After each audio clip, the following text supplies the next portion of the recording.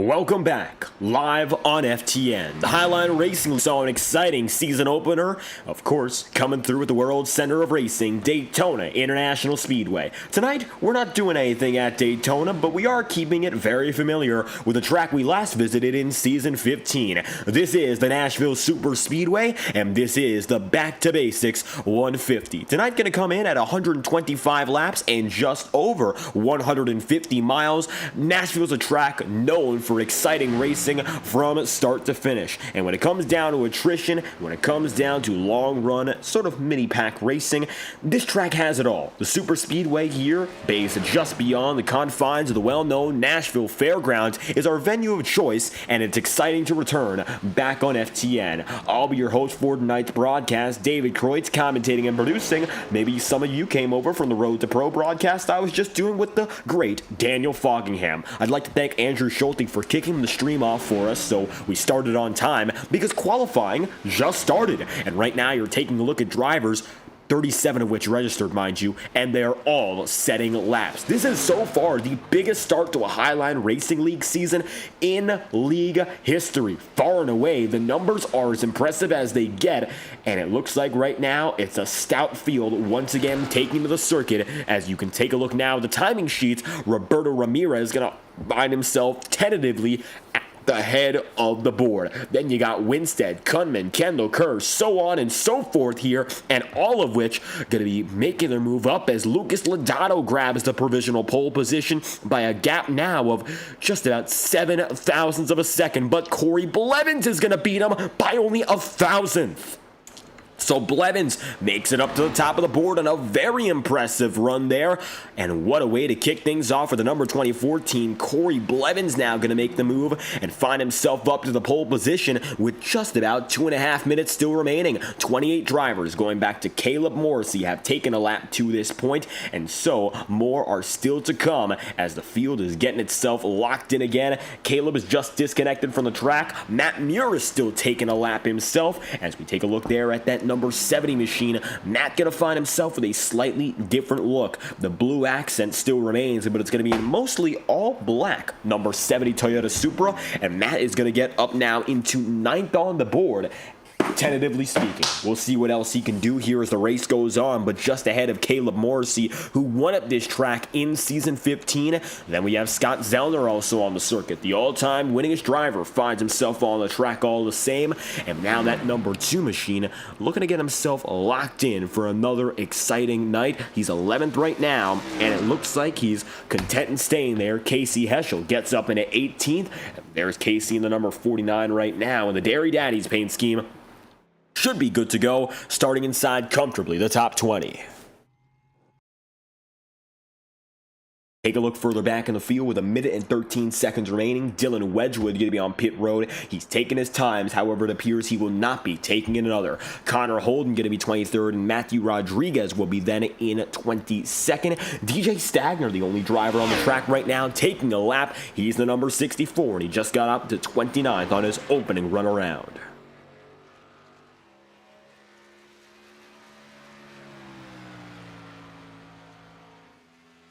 So as DJ Stagner gets on the way, he's about a half a second off the overall pole position right now. Keep in mind, in the Integrity Ignite Series, DJ was able to get the victory at this circuit in the last lap turn of events, which saw Blake Gordon get up and into the wall. That ended his night, and it gave DJ Stagner the opportunity to come home with the win. Fittingly, DJ Stagner grabs the pole position by 34 thousandths of a second. He was quick at this track earlier this year, and it's almost a given he finds himself quick again. Now Kenny Brooks is going to get on the way in the number 54 machine, and as he makes his way through, Kenny going to find himself blinking just a bit, but still taking a lap time here. So as Kenny comes across the line, his first lap does not look like it was officially recorded, and now he's going to be on his way to his second. Although, with not enough time, qualifying has concluded, and Kenny could not reach the stripe again. Checkered flag in qualifying sees a very familiar face at the front of the field, and it will be DJ Stagner up on top.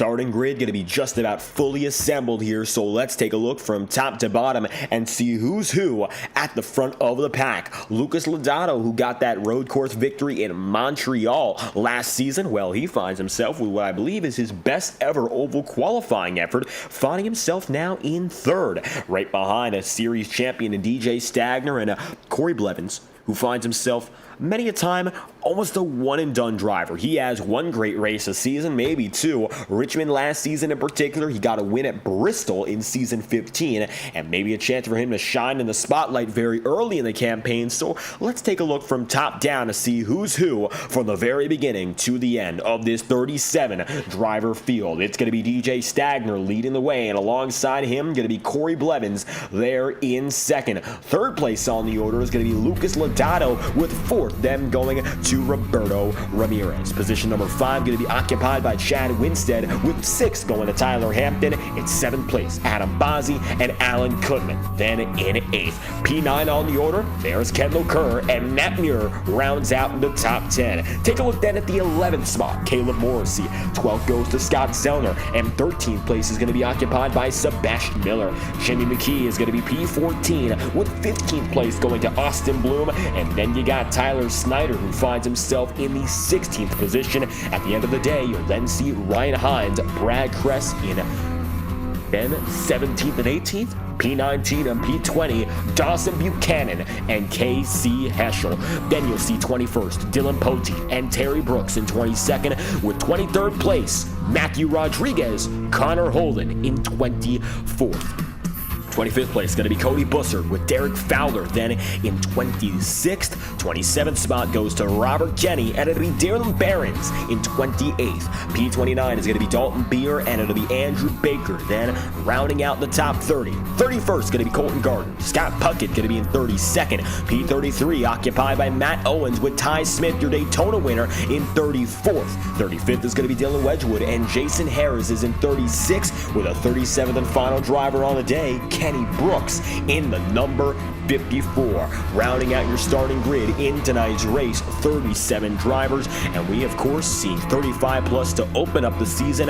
Massive starting grids in what could be the most competitive season in Highline Racing League history. That's the starting grid for the Back2Basics 150.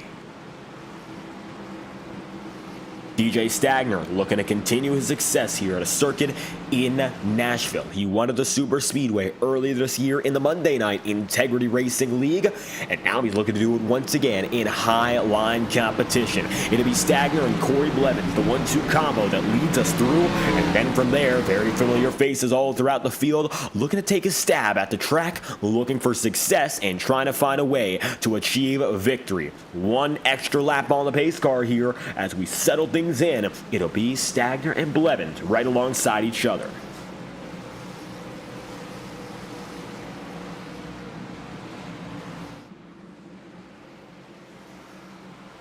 125 laps going to be on the table tonight. Let's talk about the weather here at the Speedway and see exactly what's going on. Overall, of course, going to be a very dry circuit. Track temperature is going to be coming in at 86 degrees Fahrenheit, and the ambient temp is going to be only 77 degrees. So really, not much to worry about when it comes to the weather. In all honesty, the biggest concern for drivers is going to come down to, of course, strategy. That's what it was at Daytona in a mostly caution-free race, but this is the first time at a non-super speedway we've taken such a massive field back to the track. There's a lot of questions in mind with more than 30 drivers making it to the circuit. And Nashville, not a particularly easy track. Concrete surface does mean it's somewhat unforgiving and unrelenting. And of course, the drivers from top to bottom have to recognize one mistake could be major for the entire field. Hopefully nobody gives in and makes any big mistakes, so to speak, but that's all up to whatever happens, the mercy of the field. Now DJ Stagner with a chance to lead the way. It's the 64 down and in, and Corey Blevins right up top. Green flag is going to fly with the number 64 leading the field down to the start-finish line. Stagner gets the green flag, and we're underway from the Nashville Superspeedway. Green flags out once again in Tennessee, and Stagner will open up this race ahead.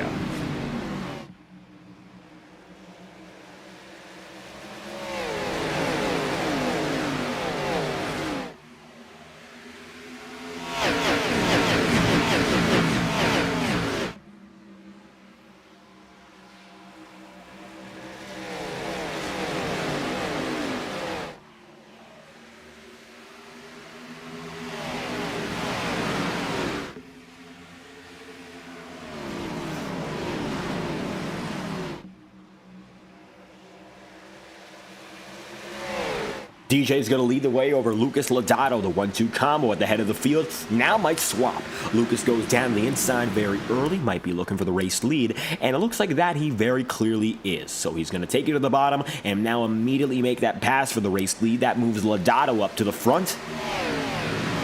And Corey Blevins now going to be firmly in third. It looks like biding his time more than anything else. As opposed to going for any risky maneuvers, Corey's going to stay back. He's got Chad Winstead, your defending champion, right behind him too. Then there's Roberto Ramirez, Adam Bozzi and company, and Tyler Hampton. Most of the field going to be largely single file right now. A little bit of 2x2 racing up in front. Maybe Caleb Morrissey now is going to try to take it 3 wide overall. But for the time being, it looks like those grooves are definitely not going to be worn in. And that could be another story of this race, leveling in those grooves to find equal multi-groove action. Right now for Caleb Morrissey, he'll decide to stay up on the higher side with Adam Bozzi and company. He's got that at help, and then he's got there Seb Miller down on the inside. Sebastian right now going to be running that Ghost Sour Patch Kids flavored paint scheme. Brand new look and a tasty one at that. So Miller bringing the colors here to the Highline Racing League. He's a multi-time racer per week on FTN. He races with a guy like DJ Stagner and Ryan Potter alike in the Ignite series, and all three of which competing at the front of the field tonight, which goes to show again, very competitive league. In integrity, it's very hard to find a win, and it looks like for Stagner now, he's got Lucas Lodato all over him. Lucas, with the help of Nexus Esports, has been able to train his sim racing skills to the next level. A driver with some real-life experience, I believe, in Formula Student, and also getting some experience in the open wheel world, and now it looks like with help from Nexus, one of the biggest teams in NASCAR competition, well, it's clear as day, Lucas might be more than a road course ringer after all. He'll take it down to the inside groove on DJ yet again. They've remained side by side and will continue to do so with Stagner up top, and there goes Lucas Lodato right down low. Corey Blevins is going to be in third even still. Roberto Ramirez and Tyler Hampton are going to be fourth and fifth here, and little bundles are beginning to get away, and it looks like Caleb Morrissey on the top side has been able to prevail. Caleb started the day in 11th and has gotten up now into 6th position, so not half bad in the slightest so far for the number 6 team, getting himself up 5 positions to open up the race. 6th spot is going to be Tyler Hampton from qualifying up to 5th in the race so far, and the opening moves have been major for some, a little bit smaller for others. Biggest movers 17th up to 12th for Ryan Hines, and we mentioned Hines and JR Houston going to be sharing that full-time sim rig, but it's going to be 2 part-time campaigns. So today, Ryan makes his season debut. However, the team is going to make their 2nd consecutive race and looking to back up the running from JR Houston. Hines now having the opportunity to show what he's got behind the wheel, and ahead of him is going to be Scott Zellner. No longer. Scott falls behind. Austin Bloom in the number 3 right ahead. It's going to be side by side now, maybe as Hines goes down and in, and here comes Jimmy McKee all the same. Looking back at Dylan Poteet right now with the number 49 at KC Heschel side by side. They're not for now. It looks like KC going to be a little bit further back, but at the line, Heschel goes up from 20th to 18th and now finds himself just outside of the top 15 running. Here's the number 70 on Matt Muir as well. Matt's going to be alongside his teammate and, well, that's Matthew Rodriguez, and so Muir in that number 70 right now, finding himself in a good spot just beside Terry Brooks. Rodriguez is going to be overall in 21st for the time being, and if they go side by side, 9 laps in out of 125 here so far, it looks like currently Matthew going to be right down and under as he's got some pressure up top from Connor Holden. Your defending race winner is not going to be up at the front of the field right now. Quite the opposite, admittedly. Ty Smith backing up that Daytona win right now, running in 32nd, so he's got a long way to go here to pull together another good run with the Black Rifle Coffee number 18. Gonna bide his time as he did in Daytona, and that might be the secret to his success. Patience is necessary in motorsport, and no matter how you slice it, it looks like right now he's going to be waiting and waiting again, as here comes Roberto Ramirez, company with Caleb Morrissey further behind.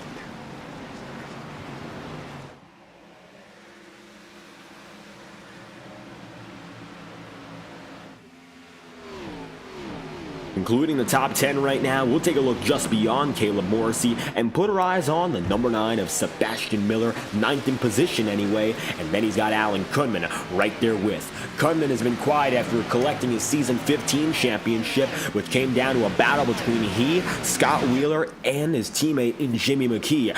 Overall, Kunman able to get it done with 2 victories on the season, his last coming at Pocono, what was an action-packed event, and his consistency in the season finale event, what was necessary to overall collect the title that year. However, Kunman has had significant struggles since that point. In season 16, the Gen 4 era, a lot of the very, very good drivers, well, they had themselves a little bit of trouble, and Kunman one of which. Last season, Kunman, nothing too spectacular, had multiple top 10 runs and a few top 5 chances as well, but at the same time, couldn't get all too much of it, as now looks like Kunman looking for a little bit of a rebound season after a post-championship slump, which has gone the better part of a full year.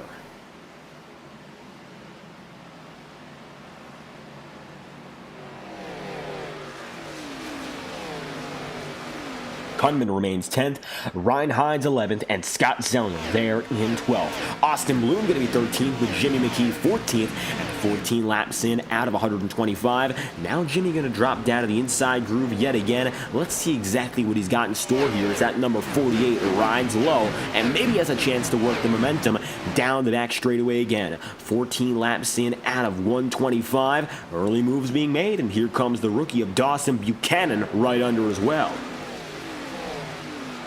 Let's see what Dawson does here. One of his first opportunities, a real race situation in which he can maybe make a move, be a little bit more aggressive, or bide his time.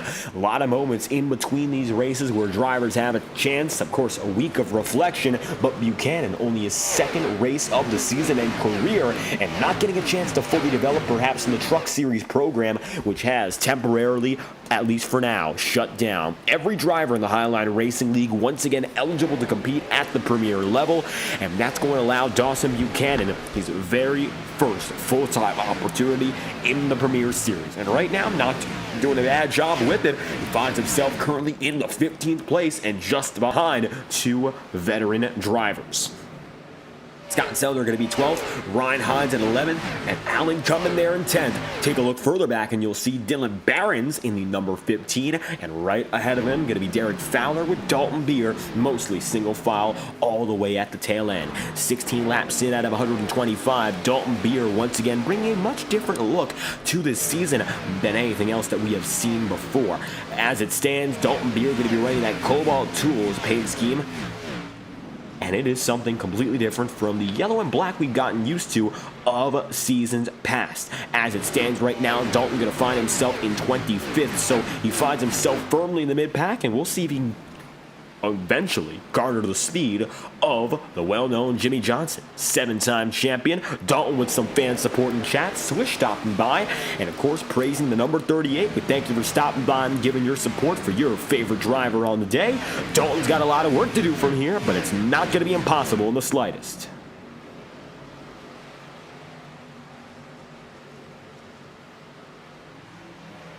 Dalton right behind Robert Kenny, who finds himself now currently in 24th. Robert going to find himself alongside another black and red driver, and that's going to be Brad Kress. Right now, Kress going to be wearing the Haas CNC number 9 paint scheme, and a lot of big news coming out of the Haas factory as of late. Oh, Robert Kenny going to go sliding, and he goes down to the grass alone. Robert going to be away from everyone else, no major trouble, and he's going to go sliding down to the grass, and it looks like no caution. As it stands, Robert Kenny going to be going around what looked to be alone without any other contact, and we'll take a look back for an instant replay, but I think it's clear Kenny naturally getting loose.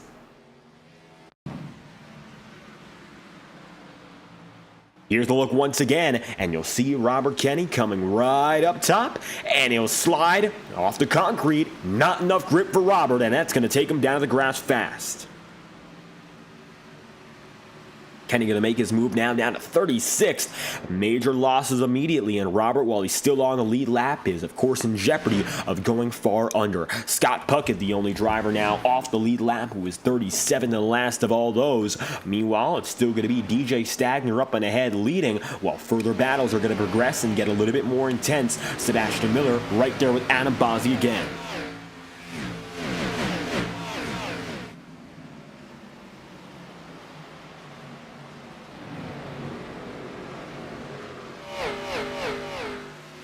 So Sebastian Miller now going to find himself right behind Adam Bossi once more. 21 laps in out of 125. Here comes Scott Zellner, half a groove lower and half a groove below him.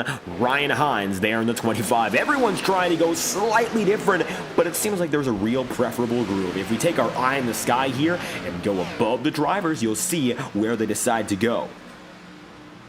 Overall, most drivers decide to head down to the bottom, and you can see mostly guys like Alan Cummins, Scott Zellner working their way off the corner out of 4, and that's when they move high. That's going to give an opportunity for Zellner there to maybe make a move on Alan Cummins. Side by side they'll go, all the while Caleb Morrissey facing the pressure here from Sebastian Miller and Adam Bossi alike. 2x2, 22 laps in, and the gap now going to be side by side for the race lead again. Lucas Lodato might have a chance to hold on, but he might have to relinquish. Here comes the 64 of DJ Stagner, right in the high side and trying to work it down the back straight, up ahead and advantageous. As they come down the back straightaway here in Nashville, it looks like Stagner once again going to gain that race lead, although it is not going to be permanent just yet. Looks like Lucas having a chance to fight down to the bottom side will keep it right in touch, and also Tyler Hampton making his first moves for a race win this year. Last 4 laps, Hampton's been able to gain 0.4 of a second on your race leader.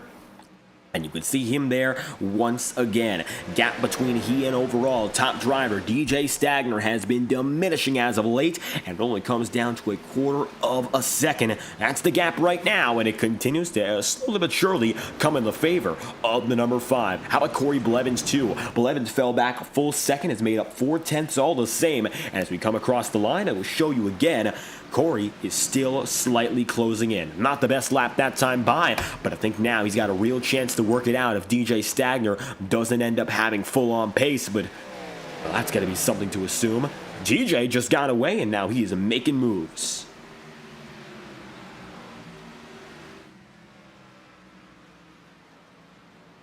Stagner now finding himself up nearly a half a second further back. Seb Miller still going to be right there with Caleb Morrissey. Sebastian loose off the corner. That's going to give Caleb Morrissey the advantage. And in with them is going to be Scott Zellner coming across the back straightaway yet again. And then the front. This time Morrissey's got the momentum, and he's going to make the move with Zellner alongside, but Scott wasn't able to make the pass.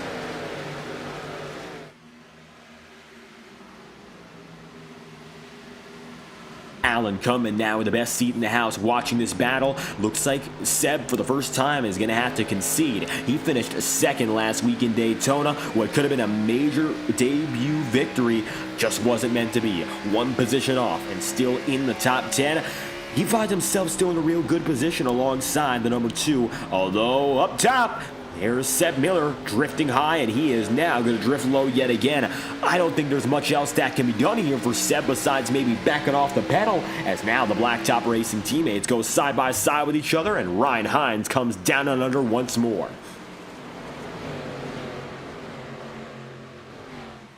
Ryan Hines going to be with rookie Dawson Buchanan at the same time here, so it looks like as Buchanan goes all the way down to the apron, he can't quite get the pass, has to back off yet again. And now Ryan Hines has it all the way down low, occupying himself to the bottom as the rest of the field continues to hang tough. 28 laps in out of 125 so far. It looks like you can see there's Dylan Poteet with Tyler Snyder. Dylan tonight going to be running the Exide Batteries throwback to Jeff Burton, and Austin Bloom 15th. He finds himself just behind as well, 2x2, and the sun is continuing to set. You can see less sunshine each and every lap here, and largely cloudy skies are not helping the drivers in getting that warmth on the pavement.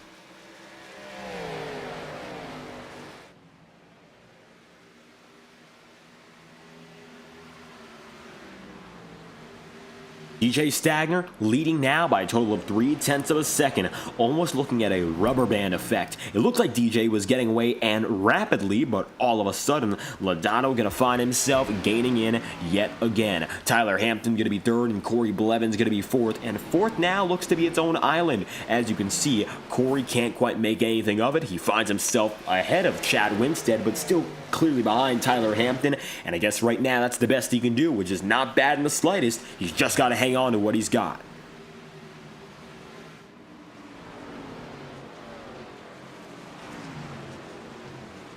Corey going to find himself a second ahead of Chad and 7/10 back on the battle for the lead. Tyler Hampton still ever so slightly gaining on the number 7.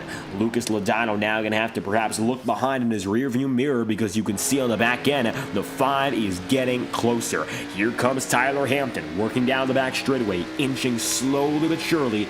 And here we go again. Tyler through the final 2 corners, 3 and 4. He'll go just about a half groove under. Lodano going to be right there with, but it looks like Lucas going to be able to defend here and no room to make a pass. The rhythm right now for the number 7 in full effect here as they come down the front straightaway once again. Stands are packed and Hampton looking for his first chance to win since our season finale. Course for season 17.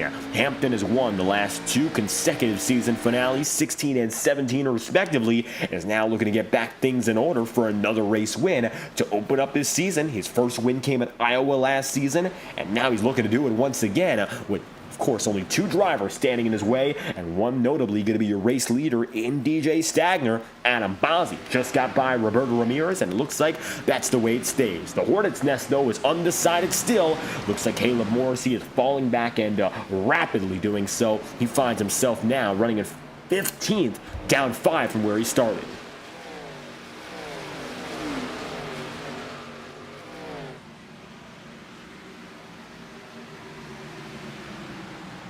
Caleb's got himself now, looks like just ahead of Tyler Snyder, trying to hang on to a top 15 spot if possible, but it looks like the long run tire beginning to eat him up. Keep in mind, strategy should be very basic tonight. Could be about a 60-60 split if drivers are able to hang on for that amount of time. Pit road might open up within the next 10 laps for drivers who go for the very conservative 40-40-40 style of action at these intermediates, which would be a 2-stop strategy in which they come down after the first third, then come down after the second third is complete and end the race off with their last stint. So give or take 40-45 laps before the pit cycle each and every time around might be ideal for some drivers who want to preserve their stuff and make sure they can make it all the way without any final emergency pit stops.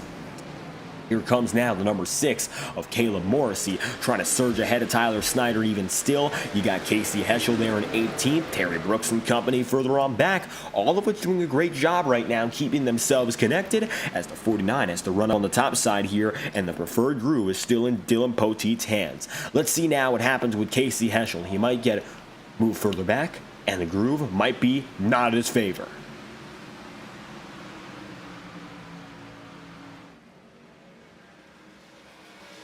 Here comes Terry Brooks, right down to the inside yet again. He's going to be in 19th spot as it stands, and it looks like overall he stayed there for the last 5 or 6 laps. Dylan Poteet going to be still up top, but with no official movement, shall we say. He's gone a little bit further ahead of Brooks, maybe a few times a lap, but hasn't gotten it at the stripe, and looks like he's remained relatively consistent. Terry right now has his sights set on what's next, which will be the number 49 of Casey Heschel. And then the Swamp Motorsports crew has the 81 of Connor Holden right behind there as well. While DJ Stagner is going to be leading for the Swamp, the rest of the team not doing the best overall. Connor Holden going to find himself in 20th here. Ryan Potter not going to be racing tonight. And then Ty Smith is going to be 31st and last of the team for the time being. Potter, a no-show, nevertheless. The 81 machine right now just going to be mired in the middle of the field. Ty Smith has a great run to have come back on at Daytona, and DJ Stagner, of course, trying to avenge himself after not winning at Daytona, which was quite the shock. Maybe tonight he's got a chance to pull out that victory and almost make up for the fact he didn't get it already. It's time to pull things back together and get the ship back on course as KC stays neck and neck there with Tyler Snyder. Looks like Snyder not able to make the pass on Caleb Morrissey here, and instead Caleb's been able to hang tough, and while he fell back, looks like 15th is just about the speed he's got.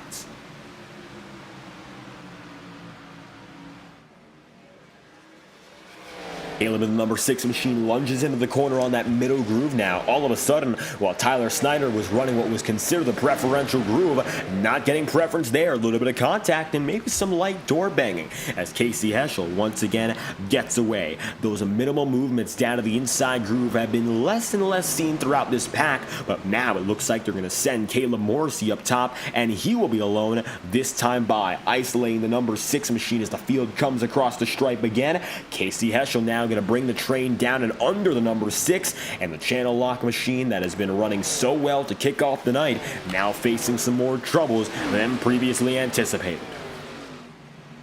Matthew Rodriguez got a little bit loose that time by. Luckily, no trouble. Matt Muir gets right through on him, and the number 21 makes it up into, of course, 21st, the 70 machine. That's where he stands right now. One driver who most recently went down at pit road was Kendall Kerr, but the reason he went down and in was he started from pit road and decided to do something different, and the only blacktop driver to make that move in, Kendall finds himself right now in 33rd, and it looks like overall he has not been able to make all too many gains.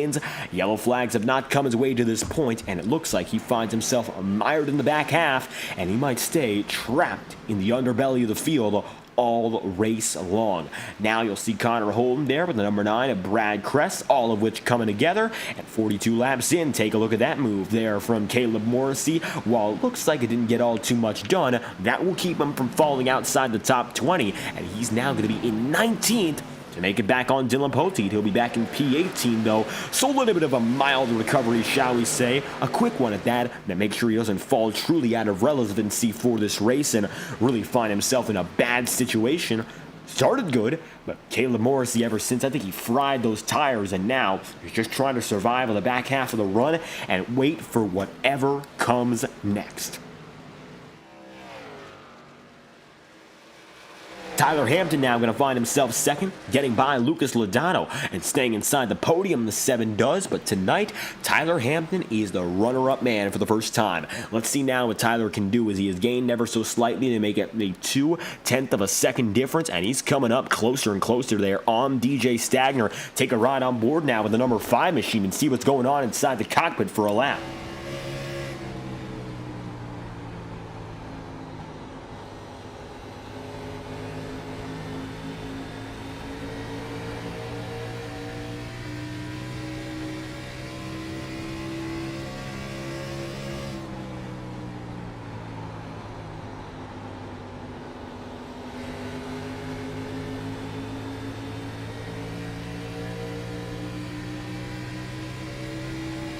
Hampton at the line there. He got his first chance to go around DJ Stagner, but to no avail, and so fall back behind. Number 5 machine going to find himself still in second. DJ Stagner a quarter of a second ahead, and one failed attempt at taking the race lead can certainly set a driver back more than anything else. Then that's what we see here from Hampton. He really had to put himself in the right position, and still couldn't get that proper outcome. So as a result, Tyler Hampton going to fall back a little bit further and instead regroup himself to get set up once again.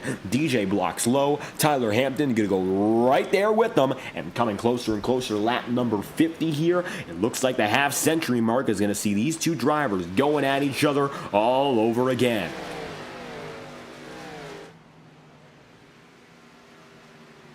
Lucas Lodato stays a distant onlooker. Further on back, Dylan Poteet getting battling with the likes of Brad Kress and company. It looks like right now, single file in this bundle of the field, although Caleb Morrissey is continuing his downward spiral. He's in 17th right now, and Matt Muir is looking to take one away from him, as Matthew Rodriguez just did. Caleb's now going to find himself -6, as you saw there. Dylan Wedgwood went down into the pit road and slid. Dylan Wedgwood not going to make it a pit road without incident, but you'll see there, no yellow flag. We stay green. Additionally, Ryan Hines, Dawson Buchanan, both going to come in at the same time there. So, multiple drivers making it at once. And so now we have pit road once again active for the first time today. 47 laps in out of 125. And if that is indicative of the winning strategy, it would be a 2-stopper on the day. So a driver like DJ Stagner would have to go some 15 more laps to make it a dead even 1-stop race, which is, I believe, still a possibility. Again, DJ Stagner is racing a very similar condition before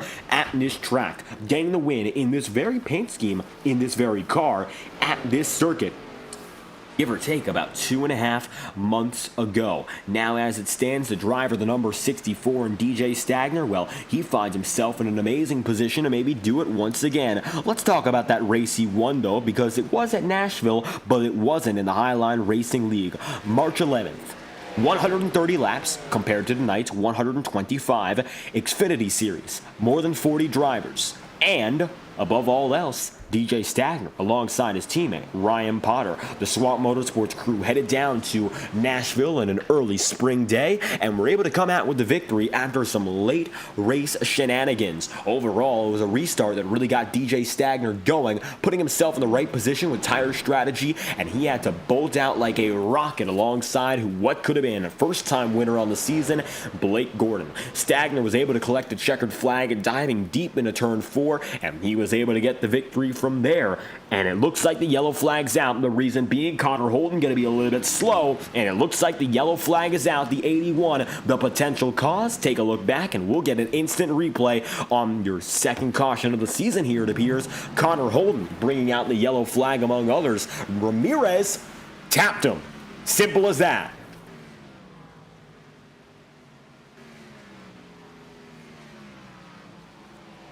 Perhaps a misunderstanding of anything else. The number 81 of Connor Holden, involved with Roberto Ramirez, brings out the yellow flag 51 laps in. Most of the field will get a free pit road pass here as a result, and they're going to come in just before our halfway marker. Connor Holden bringing out the yellow flag alongside Roberto Ramirez in that opening incident. So we are going to head down to pit road now. DJ Stagner going to be your race leader as we are due to make it down and in this time by. Pit road might be empty now, but see the field coming in and it will slowly become packed like the circuit itself.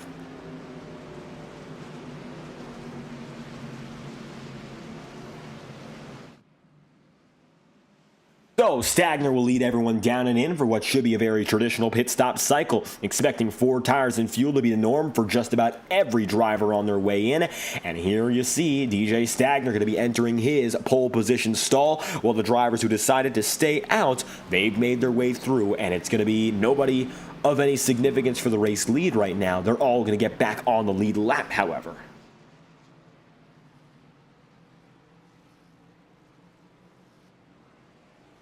Stagner, and it looks like right beside him Tyler Hampton, first and second. Third place going to be Lucas Lodato, and fourth Scott Zellner. No longer, it's going to be Chad Winstead then. Corey Blevins going to be fifth, and sixth is Jimmy McKee, with Adam Bozzi seventh, Seb Miller eighth, and ninth in Terry Brooks. Tyler Snyder rounding out the top 10. DJ Stagner is going to be there leading again with 52 laps on the board. And tell you this much, live on FTN, we're going to take a little bit of a break under this yellow flag and bring you some messages from our sponsors. We'd like to thank all our FTN associates and sponsors who bring the racing to you each and every day. And we'll be right back with non-stop coverage, and we'll return before the green flag drops again. Boundless makes its presence felt. It will not be ignored. We're helping turn ideas into reality with a wealth of building products that take every architectural style to the next level. This is what it's like to imagine, build, and transform anything we want into exactly what we seek. This is what it means to be boundless.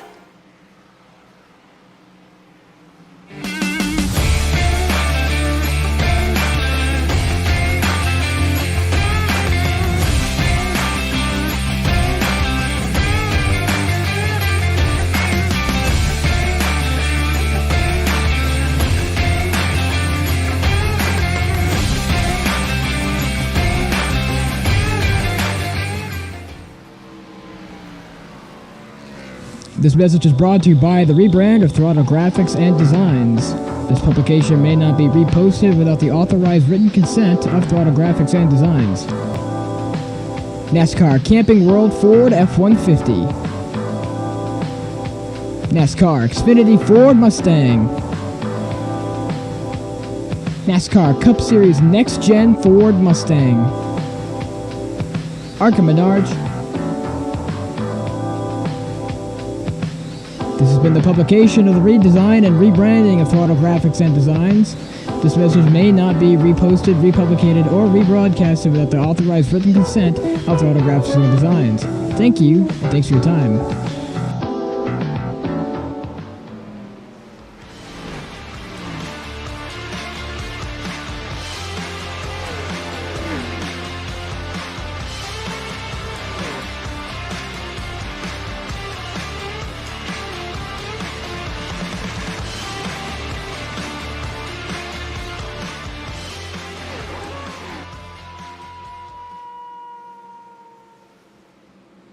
Welcome back now as we're just a lap away from our first restart of this event. DJ Stagner, Tyler Hampton still find themselves as the top two of the field, and the rest of those on back in very, very similar spots. Some big movers up to the front of the field again. Keep in mind, 14th up to 6th, Jimmy McKee. 22nd to 9th for Terry Brooks in the Westlake 23. Then you got a guy like 21st to 11th. Dylan Pocheat and Matthew Rodriguez, 23rd up to 13th. A lot of drivers who have been pushing hard to get up to this point, but DJ Stagner's been there since the jump. He's looking not to give it away now, and he's got right beside him perhaps his biggest contention, and behind him the only driver who was able to steal the lead from him to begin with. Now as the green flag flies, Stagner gets the jump at lap number 55. DJ brings us through, and with them comes Tyler Hampton. There's a spin in the back of the field. Will that bring out the caution? It looks like it will not. And at the tail end, as everyone goes by, is that going to be Cody Buzzard? Yes, it is. Green flag waves, but Buzzard went around. Here's a look back as the yellow flag does fly after that incident. So, it looks like Cody Bussard's going to fall back from 23rd of the restart to even further now to 34th. Take a look at what just happened on this one as it looks like a little bit of a checkup. And the Cody machine wiggles once and twice and then goes around sliding. Going to bring the 12 to a standstill there, whereas the rest of the field got away only for more contact. There goes the number 53, Derek Fowler, and the SP drivers in a lot of trouble. Another one of which, the 15 there. Oh, Alan Cumming nearly getting a piece. Dalton Beer. And it looks like the 88 of Jason Harris is going to be banged up too. That's bad news all around. Multiple incidents all at once. Caution's out again. DJ Stagner leading for your yellow flag of the day. Second, at least. Jimmy McKee deciding to go down into pit road immediately. It looks like that could have been a restart violation, giving him a cause to go down and in, and so he will, meeting up with all the other drivers who are damaged and down a pit road against their own will. Jason Harris, Dylan Barons, Dylan Wedgwood, Matt Owens look to be some of which, while DJ Stagner finds himself in front.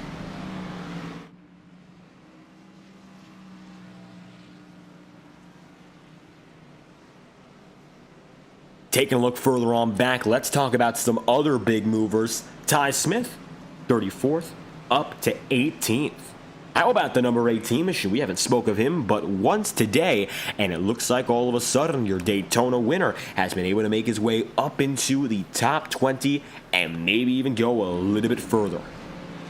He's done a great job so far being quiet, but we didn't expect to see those big gains in position, getting him now up a total of 16 and just about halfway through the field. Let's see now what Ty Smith can do, as halfway through the race, he's done about 50% of the job. Maybe a second victory isn't entirely out of the question, but of course that comes down to his next portion of the race and his performance from this point onward. And of course now, consistency pulled the number 18 machine through, maybe going for 2 consecutive wins. That is still all up to whether or not he can get up there and maybe join his team swamp teammate of DJ Stagner. Kenny Brooks is not going to go down to pit road, but his brother Terry just did. So now, as the pace car comes across the line, it'll be 1 lap to green, and it'll be DJ Stagner and Tyler Hampton up ahead. Looks like the pace car going to get 1 extended lap, so we'll go back green exactly at lap number 60 on the board.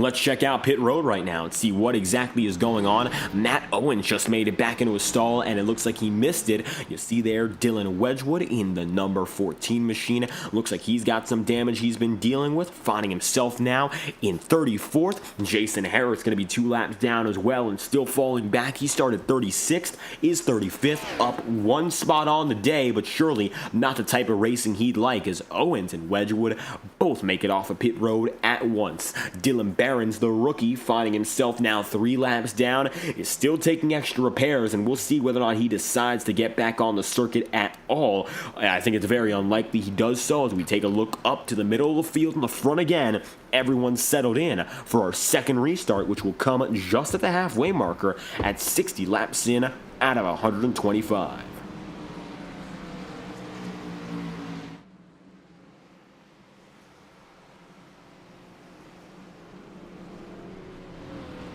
The field is set to pull through once again. DJ gonna go down to the bottom side. Lucas Lodano there with, and company further on back. Looks like gonna go up and down. No major shifts as they come across for the choose start-finish line. It looks like Dalton Beer gonna go up top, as does Dawson Buchanan. Most drivers now going to get themselves in that line, apron or wall. Drivers who go down to the apron chose the bottom, up to the wall they choose up top. That makes it relatively simple to see who wants where, and now you can see it up in front. DJ Stagner, he's decided to remain where he is most comfortable, on the bottom side.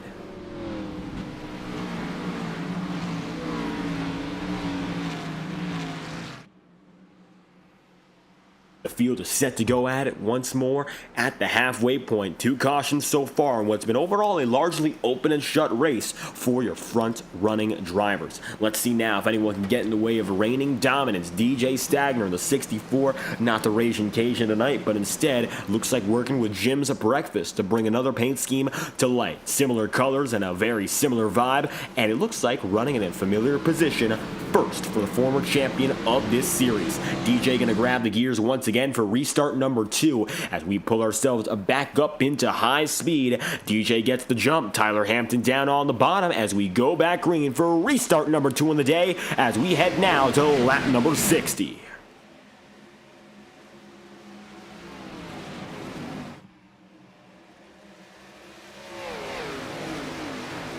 Field gets away with a nice jump. It looks like 2x2 further on back. DJ Stagner with the best of advantages. And then from there, you'll see more drivers getting themselves locked in. 2x2, maybe a little bit of 3 wide up top for some drivers who are struggling, like Caleb Morrissey a little bit further back. And it looks like the Jonestown Jet, admittedly not having a lot of success so far to kick off the season, but it's only Nashville 2 races in to our campaign. And keep in mind, the Highline Racing League doing something different this season, having a randomized schedule, which means that drivers will not be running a schedule they know of. Until 9 o'clock at night, drivers will not know what circuit we're heading to. It'll be a randomized draw, which means this could go any way. Tonight, Nashville was chosen perhaps on a whim. Oh, Corey Blevins with contact. Blevins down and in, and goes down to the grass, it looks like alone. 62 laps in out of 125. No yellow flag gonna fly, but Corey Blevins catching contact eventually brings out the caution. What's the call? It looks like still nothing yet. We stay green, but take a look at it one more time with an instant replay of what just happened there. The number 24 of Blevins running inside the top 5 on pace.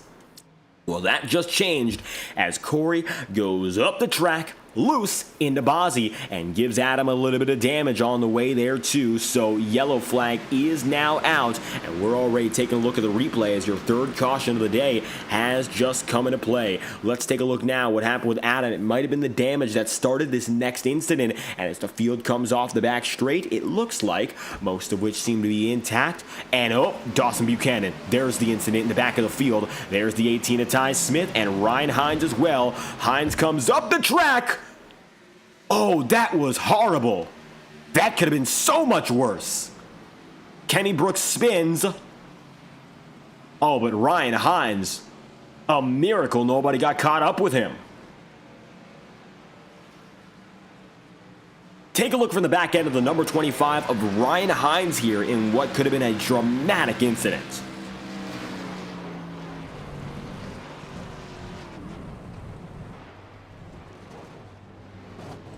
Planted on the brakes, but either way, anyone in that mix could have been absolutely destroyed. I mean, Terry Brooks must have seen it firsthand. Take a look from another angle of a driver who had to experience that as it all went down. Terry Brooks, we're going to take a look at inside the cockpit for the number 23 as he had to avoid an out-of-control Ryan Hines, who ended up locking the brakes but had no control of what was happening. Here's Hines again, and here's a look inside the cockpit from Brooks. And like a missile coming up the track, everyone has to lock it down or worse. Luckily, Alan Cudman and Jimmy McKee got loose, but really didn't gain any damage. And so, yellow flag is out for the 3rd time today. And so we go pacing once again.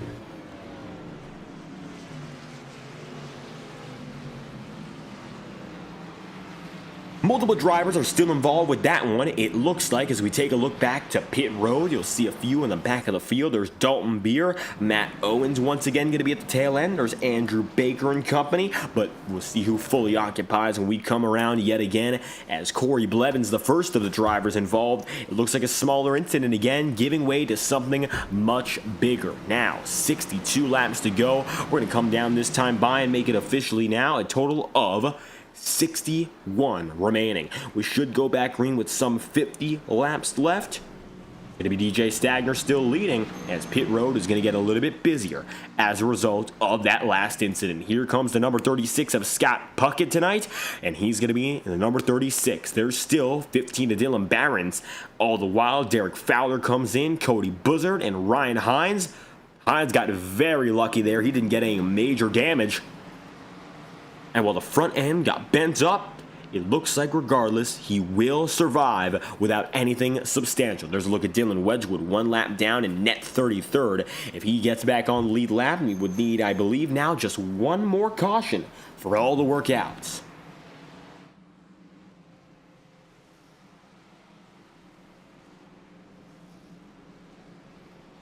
DJ Stagner leads the way.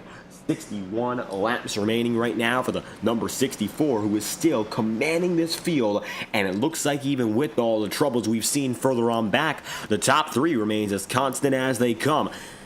DJ Stagner, Lucas Lodato, and Tyler Hampton. The 1, 2, 3 grouping, and it goes back to Hampton and both Lodato and company, who have gotten their chances to lead laps but haven't done so consistently. Simply put, DJ Stagner's been the best in the business tonight, and it looks like now as we go high, side, and low, DJ still continues to choose his preferred inside groove. The rest of the field going to be left with, effectively speaking, the table scraps of choice. So, DJ Stagner, once again in control, takes it down to the bottom side and is hoping to keep it there until all is said and done. This is your 3rd restart on the day after what it was just recently our 3rd caution. Hopefully from here we should get ourselves in a better rhythm, but a few yellow flags consecutively, maybe not the best of signs for what's yet to come.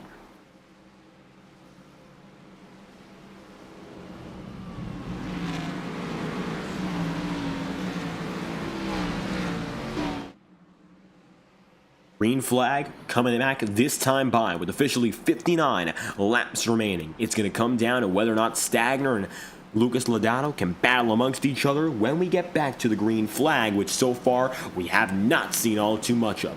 Stagner, Lodato, the 1-2 combo. Then you got there the number 5 of Tyler Hampton and Chad Winstead all together as well. Bozzy and Sebastian Miller 5th and 6th, and it looks like Seb Miller running well today to get from 13th to 5th and staying up inside the top 5, a net gain of 8 positions so far. Green flag's out yet again for the 3rd restart of the day. Stagner gets up there and he will take the race lead again. Side by side for 2nd, further on back, but it looks like the leaders once again getting away with very little trouble.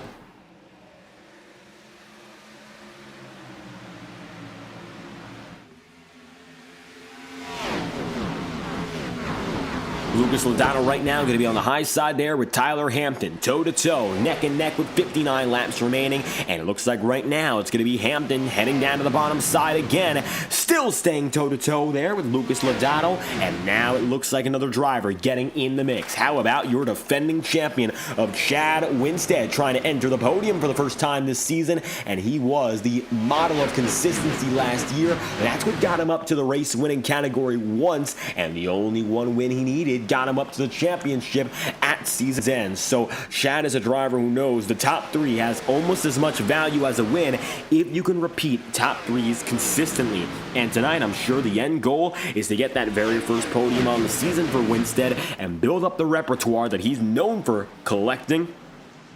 Top 3 after top 3 after top 3. It all comes down to the caution again.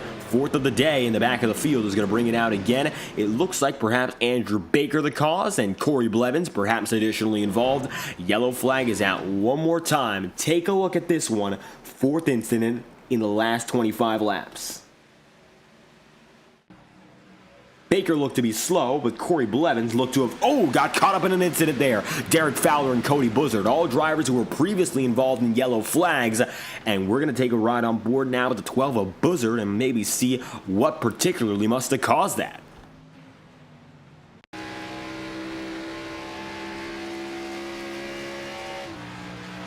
Take a look on board now with the number 53 of Cody Buzzard here, and you can see finds himself up and ahead of the drivers there.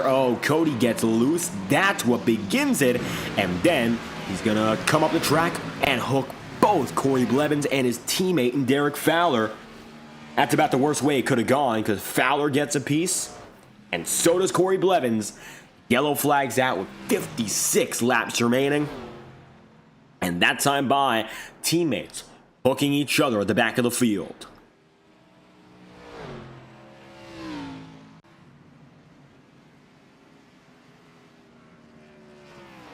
Of course, indeed, not what you'd like to see. 55 laps to go, and troubles like that are just unfortunate for the team SP Motorsports. They have not been running at the front of the field so far, and 3 of their drivers are now outside of the top 30, including Cody Buzzard when he comes across the line here. It'll be 30th, 31st, and 33rd.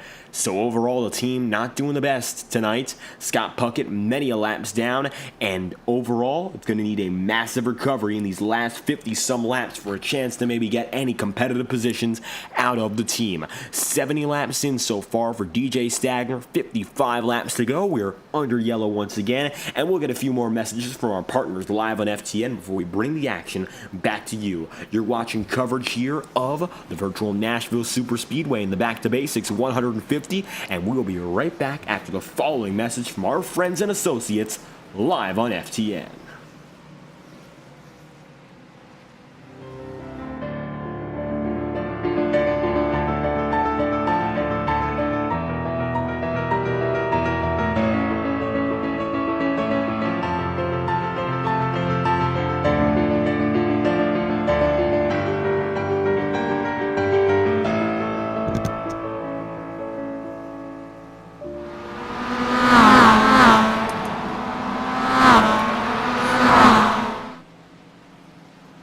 Racing isn't easy, but experiencing it is. iRacing puts you in the driver's seat with the industry's leading sim racing game. Drive on laser scan replicas of the greatest racing circuits from around the world. Go head-to-head against other drivers chosen by skill-based matchmaking to ensure competitive racing at every level. Compete across all your favorite series. In officially licensed cars, engineered to deliver the most accurate driving experience possible.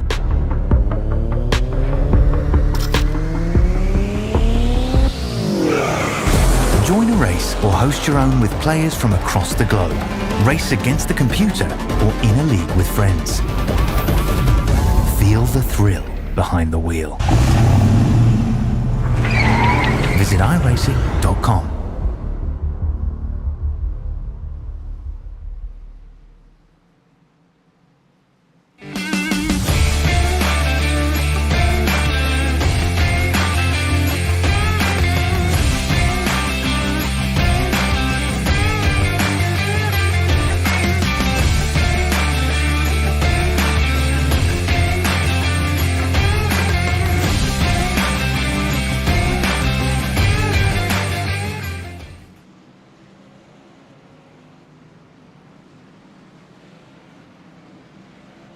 .53 laps remaining here from the virtual Nashville Superspeedway. DJ Stagner leading the majority of which so far and hoping to finish the job as he finds himself leader once again over Lucas Lodano and Chad Winstead. Welcome back to coverage here at the Back2Basics 150. Covering tonight's action live on FTN. I've been your host, David Kreutz, and overall the action has been, to say the least, getting more and more intense. Sun is setting here from the virtual Nashville Superspeedway, and that means more than anything else, we are going to see a different attitude from drivers, perhaps previously unseen, as now tensions might begin to flare. We've seen a few incidents so far in succession, and we're hoping to get away from the caution breeding caution mentality, but at the same time, most of these yellow flags seem to be unintentional, minor mistakes causing much more. 31 drivers still find themselves on the lead lap here. And we're hoping to make sure that every driver in the field once again has a chance to hang tough until the job is said and done. Maybe from here on out, most of the field can stay together without any massive wrecks. DJ Stagner hoping to get himself once again that nice launch. He's done it time and again, and you see there, DJ with the race lead, and he gets it again. Second place battle progresses, and it's going to be Lucas Lodato and company with Tyler Hampton. Chad Winstead also going to be in the mix too, and here comes Lucas Lodato up the circuit, and the number 7 machine going to find himself now advantageous for the runner-up position. Cody Buzzard going to be further on back, but Sebastian Miller far from behind. He's getting in the mix too, and so is going to be side by side coming across the stripe, perhaps with more drivers such as Scott Zellner. And there you have it. Also coming through, going to be Kendall Kerr, Alan Cutman, and company behind with 51 laps to go, and time going to be slowly but surely now running out. DJ Stagner going to be able to get that advantage overall in the majority of the field, but we'll see what happens next year.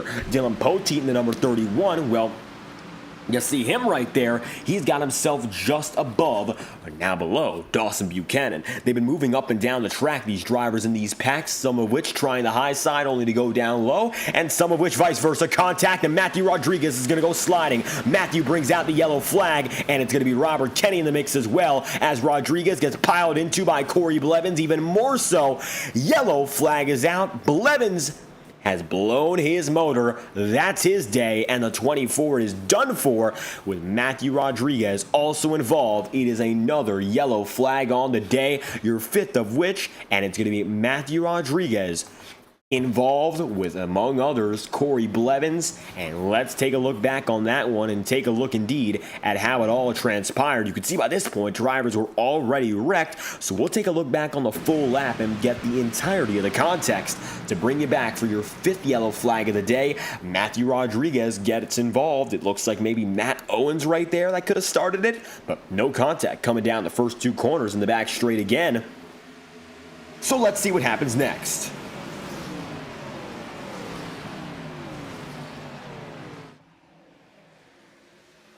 Rodriguez going to find himself making it out of turn 4. Oh, Owens hooks up into Rodriguez. That will bring that Austin Bloom contact. Kenny Brooks gets destroyed, and so does then huge damage there for Corey Blevins.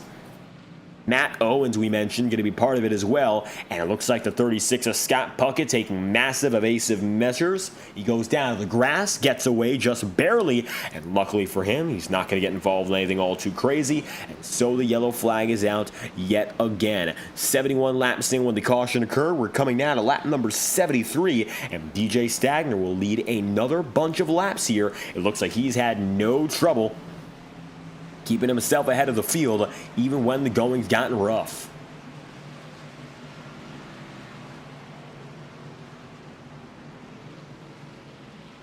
48 laps to go. Next retiree in that incident overall ending up to be Ryan Hines. So Hines disconnects from the 34th position. That will end his day and his season debut. Looks like Ryan overall not able to make all too much of what that race could have been. Now drivers are going to be bundled up double or triple file coming out of pit road, some of which, and now trying to organize the field. You can see them all settling in together.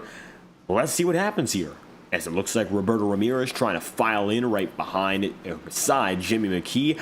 There's Dylan Poteet as well. Alan Cummins in 11th right now, and there's Dylan just behind him.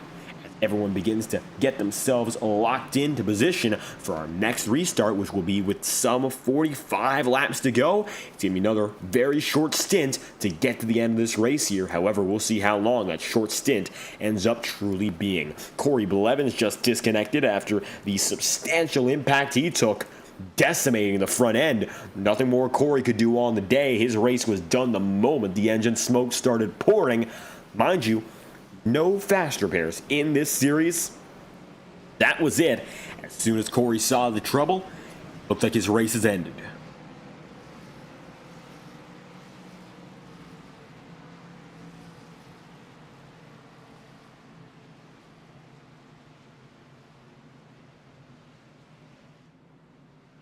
Number 64, DJ Stagner, going to be leading the way with Lucas Lodato in the second spot. Chad Winstead there in third. Seb Miller going to be fourth from 13th up to fourth. He's made it up 9 positions so far.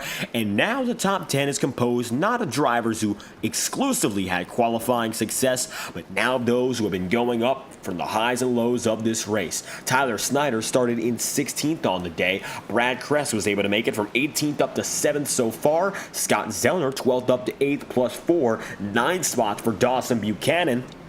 And the rookie in the number 4 machine up inside of the top 10 as a result. 21st to 12th for Dylan Poteet, and then 24th to 16th for Connor Holden.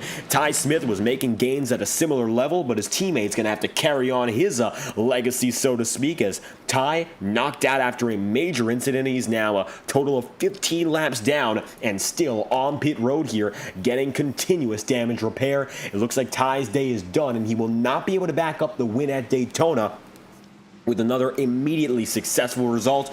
We'll have to wait a few more races, or maybe a race or two, shall we say, to see Ty Smith once again back in action at full rate.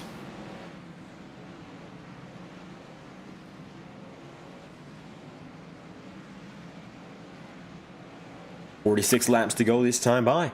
It'll be DJ Stagner, Lucas Lodato, the front row again. This time, Lucas getting the shot to take it down to the inside, and so we'll see why DJ has decided to do something a little bit different. Taking it up to the high side, perhaps to build some more momentum, if anything else. Might be the best case scenario for the 64. DJ's up top. He's used it many a time on the bottom, but now the sunshine beginning to pour out yet again.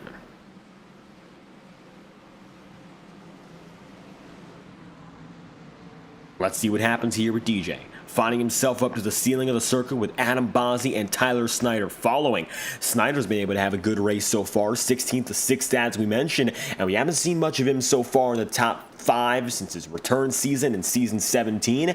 Maybe a chance for things to change tonight, as the pace car will leave DJ Stagner once again with control of the field. DJ will get the jump now as we move on with 45 laps to green.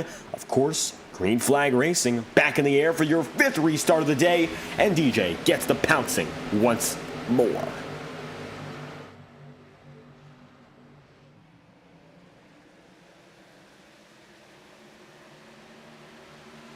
Making sure that everyone's able to make it through without any trouble. You can see here, number 24 machine is going to be out of the frame of Corey Blevins, but Connor Holden might be just beyond it. There's the 81 running with Caleb Morrissey. Completely different look right now, and the 4 horsemen might not be up in front with Zellner and company yet. Scott Zellner has been able to get up here into the 7th spot. Notice another notable absentee, 2 of which, Jacob Hamm and Scott Wheeler, not here tonight. Hamm, Wheeler, Potter, Michael Deitch, notable absentees, and now Dylan Poteet in the wall. Everyone gets away, just barely avoiding, but that could have been much, much worse, as Poteet's going to slam the wall and lose more than 5 positions all at once. Dylan was 11th coming across the line that time by, and now coming this time, it looks like Dylan is going to drop all the way back into 18th, -7 in the lap, and all of a sudden only +3 on the day, which could change here as Casey Heschel just got around him, as did Matt Muir. And clearly, Dylan Poteet going to be falling back fast as a result. Meanwhile, DJ Stagner now going to have to face the pressure being given by Lucas Lodato. Just behind him here. Gap between these two drivers only going to be a 10th flat so far. It looks like nothing too massive just yet. And that's going to be to the benefit of Lucas Lodato and to the detriment of the 64 in DJ Stagner. Right now, DJ has not yet been able to make a round lap after lap consistently quicker. He's ahead, had the track position, and it was the control car. Since that point, it looks like very little has come of it. Of course, a very short run so far, but with 42 laps to go, there's an opportunity for Stagner to build a gap, break away, and he would hope to get the rhythm from this point onward to hold the fort for his first win of the season.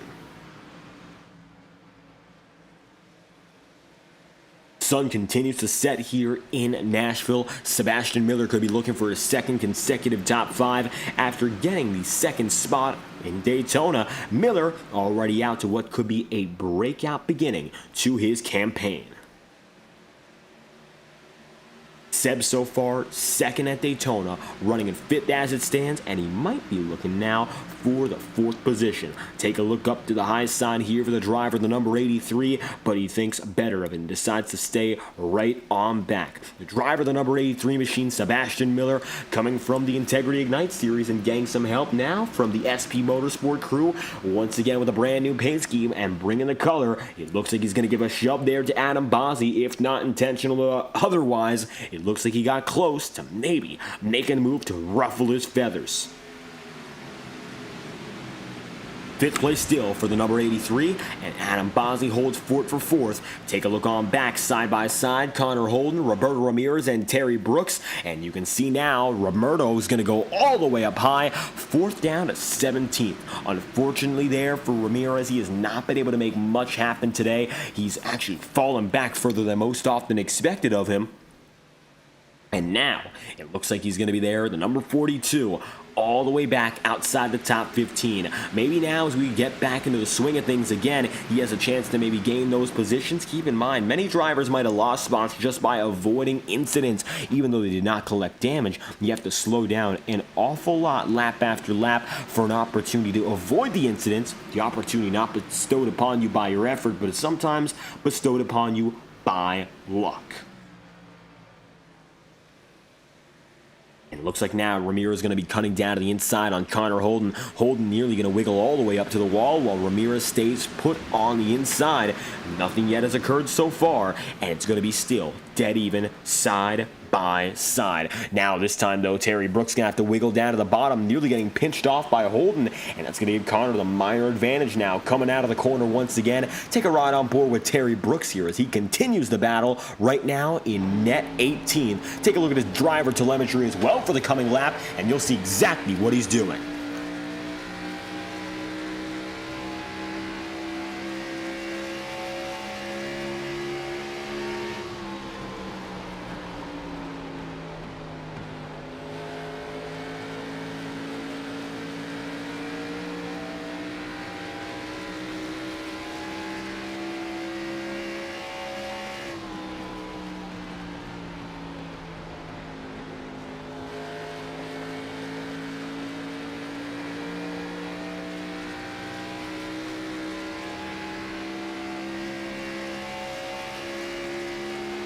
Terry Brooks now going to be 17th on the order here with 35 laps remaining. You see, still, he's going to find himself just behind Roberto Ramirez, and in all honesty, hasn't gained all too much in the past lap here. You can see the telemetry largely going to be on the throttle. Of course, down the straightaways, then maybe a blip on the brakes or two, and letting off the gas before going full on and full out as he makes his way out of the final corner. Out of 4 at a speed of 165 miles an hour, it looks like Terry Brooks now in 17th.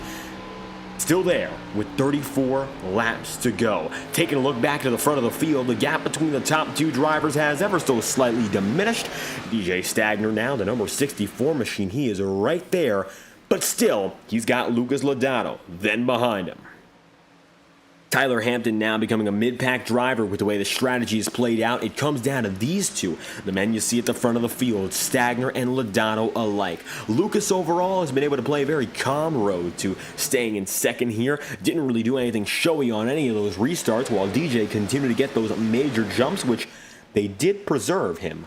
Up in front, Lucas Lodato, the number 7, has just been waiting lap after lap for a chance once again to swap positions and get there to the race lead.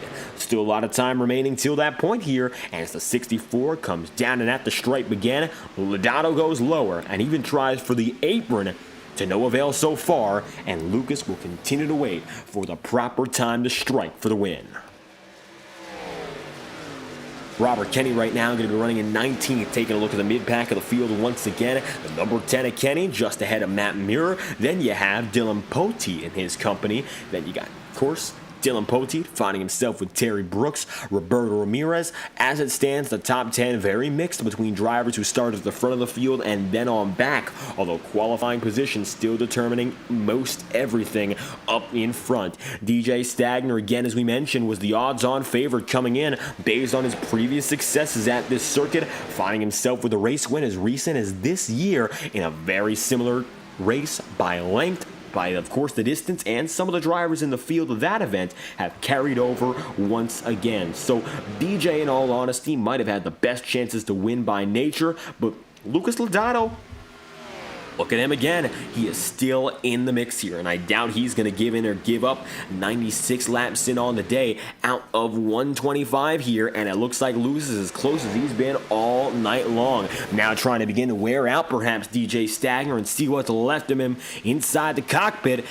Lucas is getting closer and closer and closer. This might be the best chance he has now to maybe pounce for the race lead. Well, let's see what's in him here. Cody Buzzer just disconnected for the night, leaving us with 27 drivers left on the track with 30 laps remaining as we come around this time by and make it 29.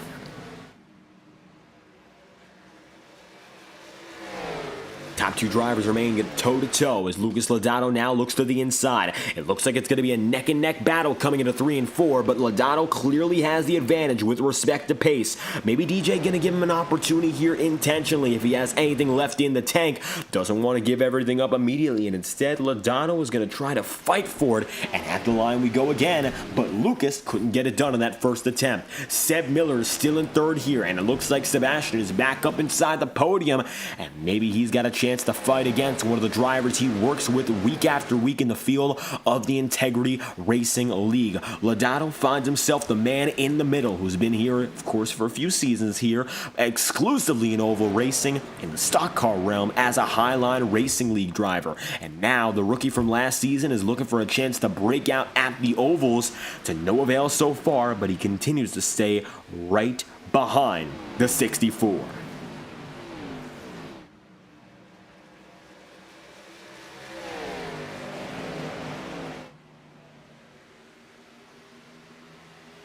Number 7, Lodato, still in second, holding fort. Take a look back right now, and you can see what's happening with Adam Bozzi, Scott Zellner, and then on back, a little bit more company. Here's the number 8 machine of Alan Cummin, although his Blacktop Racing teammates are all scattered around him, most of which are inside the top 10. It's going to be Kendall Kerr who runs in 7th today, Alan Cummin in 8th, Jimmy McKee there in 10th, and Brad Kress in 15th, all of which right now are running within the confines of the 7 or 8 positions from one another, and 3 of which are inside, of course, of that top 10. Right now for Alan Cummin and Kendall Kerr, they've got the best chance to maybe sneak into the top 5 if the going goes right. And right now, though, that would come down to some mistakes being made by drivers, including 27 of Bozzi and Scott Zellner just further on back, who are 5th and 6th respectively right now with 25 laps to go.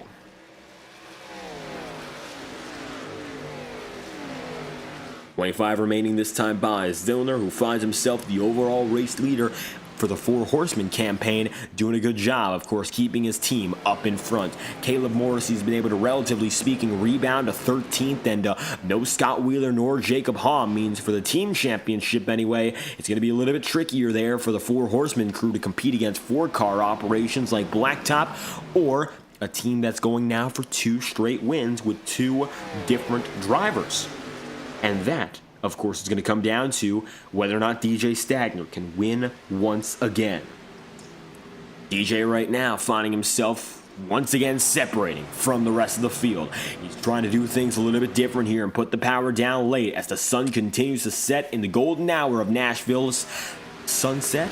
Tennessee comes alive in the late night, and the sound of stock cars, well, we've been focusing on it, and this time by, we're going to focus on the sight of it as well with our 22 lap to go. Crank it up. Brought to you by TrackCams22.com. For the highest quality sim racing cameras on the market, visit TrackCams22.com or Facebook.com/TrackCams for more information. We'd love to have you visit TrackCams for Gourmets. If you're a broadcaster, there's no better choice for your sim racing cameras. As we crank it up now with 22 laps to go, courtesy of our friends at TrackCams22.com.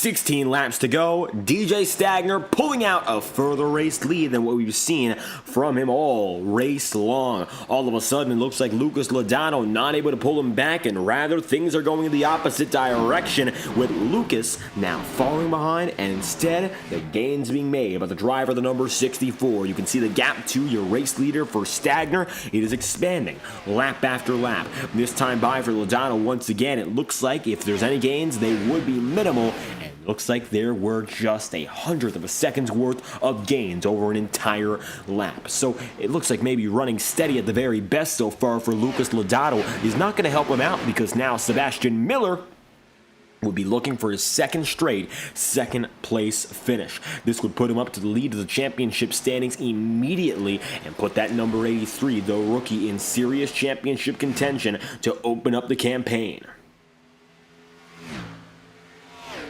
As now Sebastian Miller creeps up on the opportunity at hand. Second place at Daytona. Oftentimes anyone has a chance at a podium there. This is really the race that could certify his opportunity to become a championship contender on a weekly basis. Starting off strong, it means a great deal for any driver, and doing so at a non-superspeedway event, it can help you out that much more. Perhaps the most prominent example in sim racing anyway, you'd have to go back to 2020, or 2021 rather. Jake Matheson, third place finish in his 2 opening races for Williams Esports, and those were the best 3, of course, races he had, including his third. But starting with 2 consecutive podium finishes really puts the spotlight on a driver, because it shows exactly what you can do on a variety of circuits.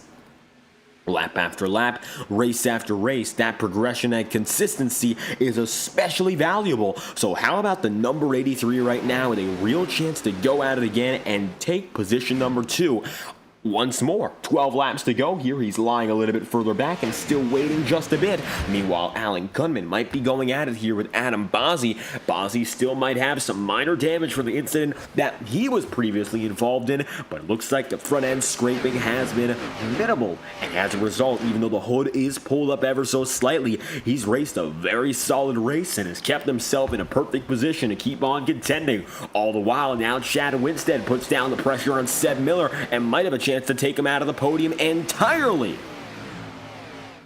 Side by side, here comes the number 1 of Winstead. He goes down to the bottom, and he's got the 83 right up top. Chad Winstead is going to hold himself all the way down low, to the floor almost, but instead, Miller fights back on the top, and it looks like he'll have the momentum down the back straightaway with the draft from Lodato to pull through to stay in third, while Chad Winstead lunges with desperation in mind right to the inside all over again.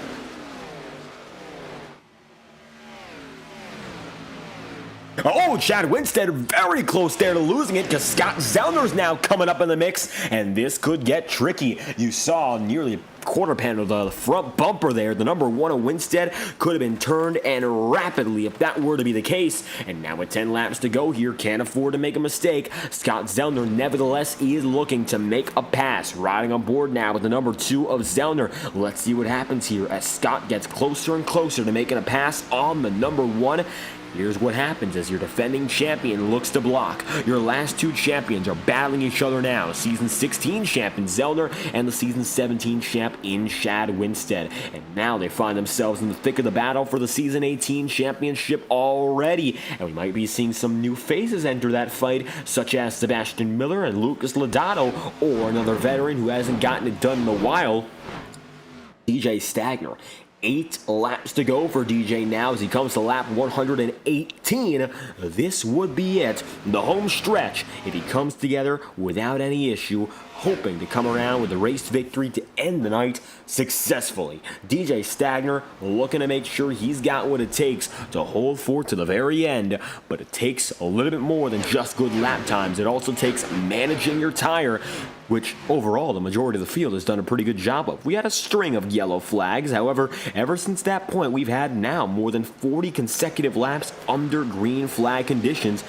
A great position to be in.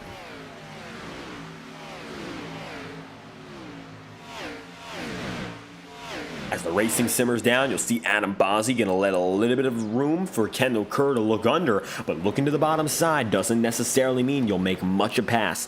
Dawson Buchanan, the rookie in the number 13 place, well, he's coming up now on Brad Kress and might have a chance to make it around the number 9 machine if all goes well here. Buchanan still stays just behind for now. Hasn't quite tried to make a move just yet, but if he does do so, well, we'll see it sooner than later here. He has very little time to decide whether or not it's time to go for anything all too aggressive.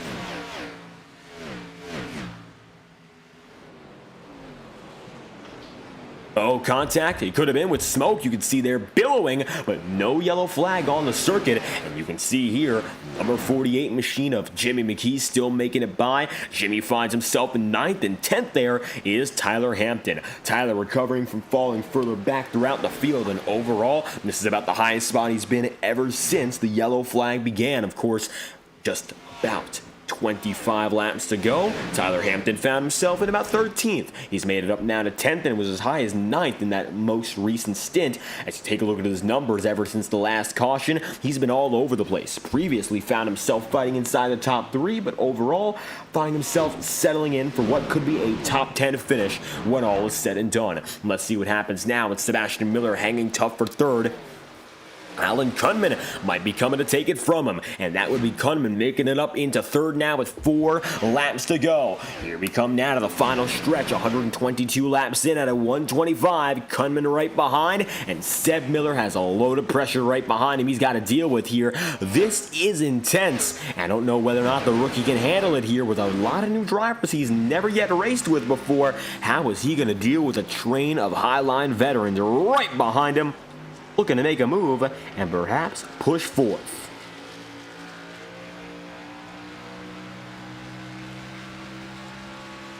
Miller heads down to the inside once again. He goes down to the apron, as a matter of fact, just to cut a little bit of distance and cut a little bit of time.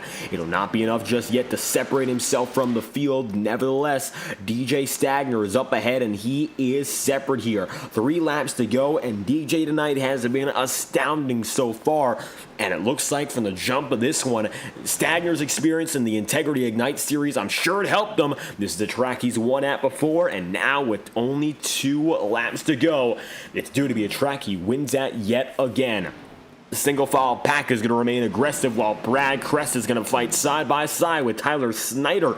The battle for 11th here is going to be Snyder up on top and Kress down low. Looks like Brad going to make the move to separate he and Dawson Buchanan, and Tyler Snyder just going to take it for the time being. Little more that he can do. No chance to lunge it immediately after into turns 3 and 4. Up top goes Chad Winstead, but it looks like now he's got a little bit of pressure there from just behind him, Scott Zellner.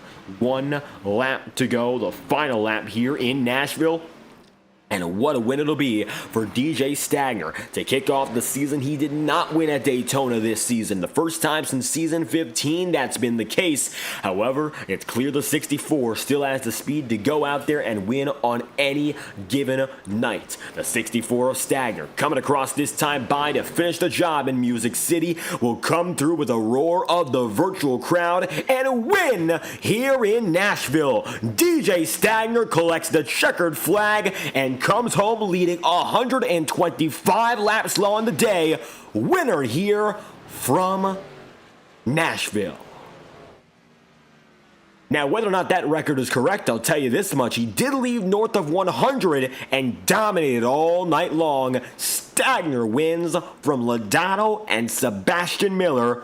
Once again, Miller on the podium. And once again, the veteran DJ Stagner, a winner here tonight.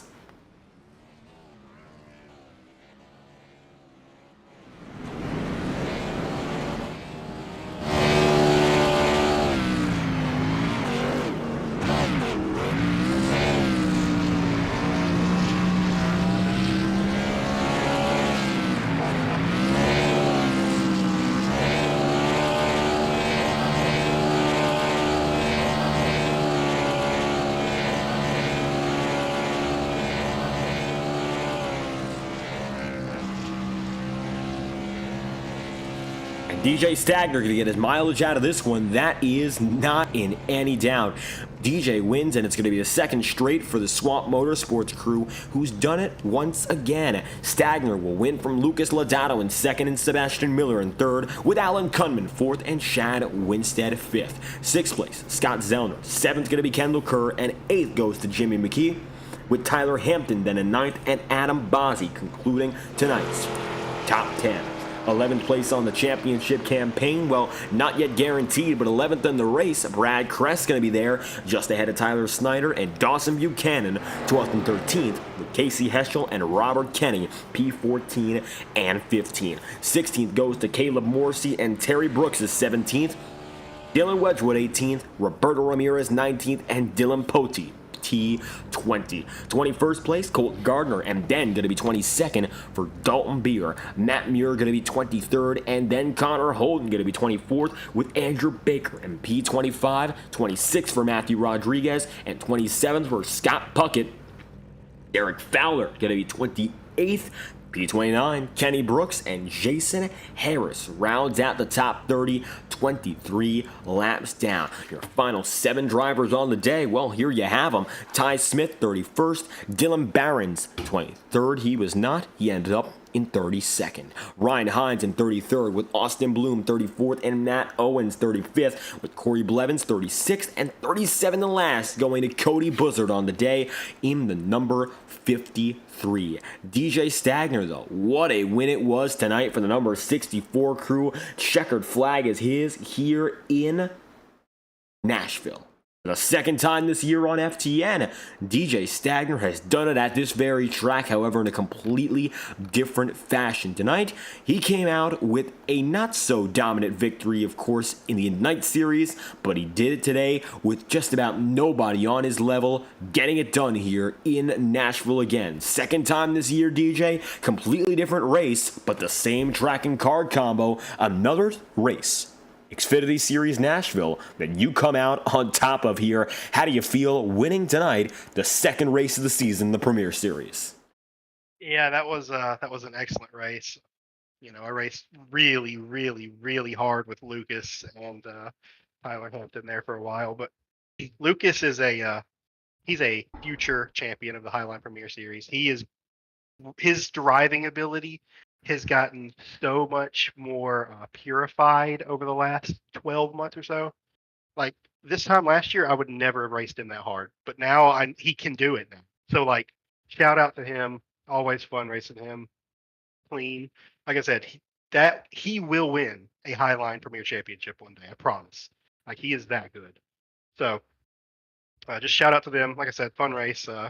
That was really clean race. Honestly, we kind of had a little stretch there in the middle where it got a little rough, but I mean everybody kind of held composure. So good night here in the Highline Racing League. And high praise for the driver you battled the most with tonight, Lucas Lodato, keeping you honest in that early stint. That is no question. Overall, tire strategy seemed to be relatively basic, and it came down to that racing speed. So what was it that maybe gave you the edge? We, of course, thought in the booth, the experience. You've wanted this track before this year, but certainly a different environment. I mean, truthfully, I would say both Lucas and Tyler Hampton probably a little faster than I was, but you know, when I got the pole, it was so hard to pass that if I could just run the top and pinch them, you know, unless we hit, it was really hard. I mean, me and Lucas got together there one time in turn one, but we both kept it straight. So I mean, that was just incidental contact. And then I think a few laps after that, he got the wall a little bit behind me. So that was probably what sealed his fate on the night. You know, that damage is hard to overcome here. So that's probably what the difference was tonight. And it looks like starting up front, it kept showing from. And so, even though you didn't win it, Daytona, Swamp Motorsports did, and now 2 consecutive victories for the team.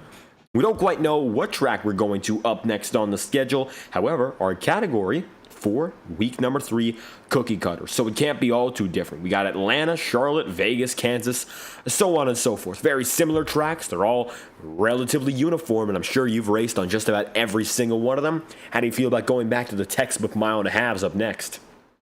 You know, I love that category. That's probably my personal expertise, I would say, is the just basic 1.5 ovals, because they typically are tire savers.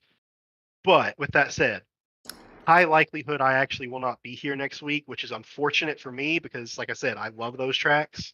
So, but next week, it's going to be a good race. I promise. So it's going to be a good race for whatever track it is. I think this is a really good system, just generally speaking. Like for instance, I turned my computer on at, I don't know, 10 minutes before race time and signed up. Did not know what the track was. So like that's just, it's a good, cool system. It's different. So I think there's some room for this to be unique to Highline. So I like it. I think it's good. Keeping everything a surprise until very late. We all find out at the same time, and it looks like you just had the best things for us here on the racing circuit. DJ Stagner, first win of the season here from Nashville. Any final thoughts you'd like to wrap off with? Yeah, shout out to Swamp Motorsports, and we've got a few throughout the field that aren't technically on Swamp Motorsports, but we still communicate pretty well. Like Sevy, of course, he's with, I believe, SP in this series, but myself, Ty, Ryan, and Connor, Swamp, we work pretty good together. So just shout out to them, and all the league admins, Adam, Kendall, Toby. Like I've said it before, Highline it's been around for a long time, and they're still consistently getting 39, 40 car fields. That means they're doing something right. So shout out to all of them. Well, there we have it. DJ Stagner on the way after collecting a victory here from the Music City. We thank you for your time. Thank you. But Stagner on the way. Let's move on to our second place driver. And I'll tell you this much, might have not been a win, but with the high praise coming from DJ Stagner there, this might be a start of a little bit of an oval breakout. Lucas Lodato, I'm not sure if you were tuned in to DJ's interview right there, but high praise for what you were putting out tonight. Second place, and you definitely had pace to keep up there until the tail end of it. Yeah, I felt like I had the car to win. It's just, it's really hard to pass here, combined with, like, I don't know. You get raced really, really tight, and it's just really difficult. But it was a good race from DJ. He just didn't slip up really at any point. So, you need a big mistake, or you just need to be better than the guy in front of you to pass here. And I was neither of those. So, But, I still got to be happy with second place, even though I felt like I should have won. But, here we are. I'm happy. Good points day. It'll help us throughout the rest of the year. So, got to be happy with that. Well, you talk a lot about, of course, track position, meaning so much tonight. You started up in front, but, of course, Stagner starting for the lead and those restarts, shuffling things up once again. We saw you actually had to start the restarts, I believe, to kick it off anyway, on that second row. Do you think that at all impacted the way you had to perform the rest of the event? Yeah, I mean, I was like 3,000s off the 24, and I'd given up a bunch of time in 3 and 4 on my lap, and I was kind of annoyed. And then DJ dropped his lap, and I was like, okay, I'm less annoyed now.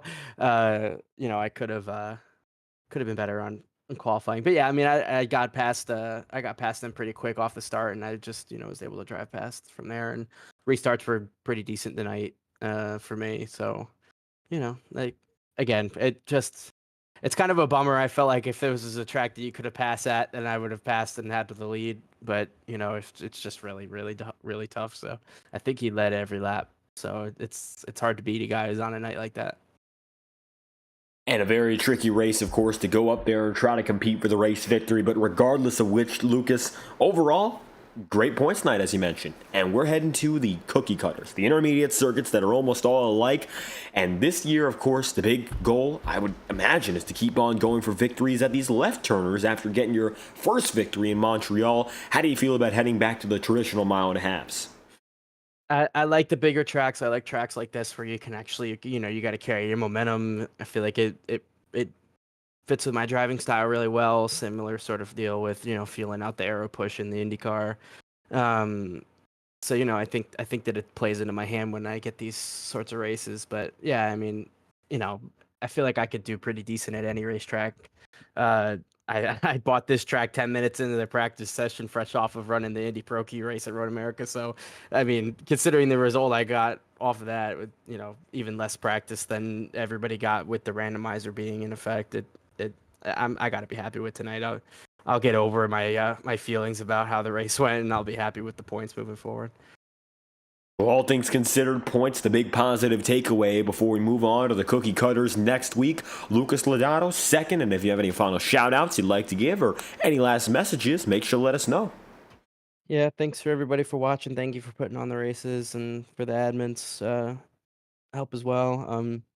Thanks to all my people, my QCR guys, anybody who was watching, really appreciate it. So yeah, hopefully we can get a couple wins on the ledger this year and really cement ourselves as a championship challenger.